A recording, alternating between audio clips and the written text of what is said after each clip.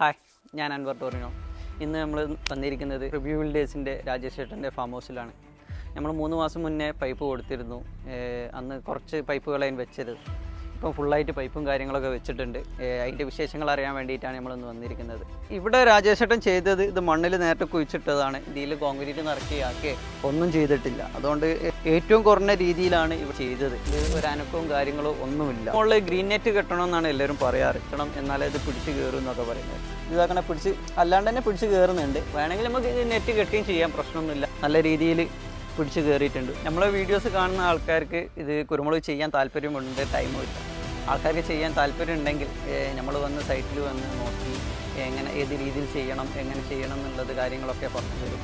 വേണമെങ്കിൽ നമ്മൾ സൈറ്റിൽ വന്ന് ഫുൾ വർക്ക് നമ്മൾ കുറഞ്ഞ റേറ്റിൽ ഏറ്റവും കുറഞ്ഞ രീതിയിൽ സിമെൻറ്റ് പൈപ്പ് എങ്ങനെ വെക്കാമെന്നുള്ളത് നമ്മൾ ചെയ്തു തരുന്നതാണ്.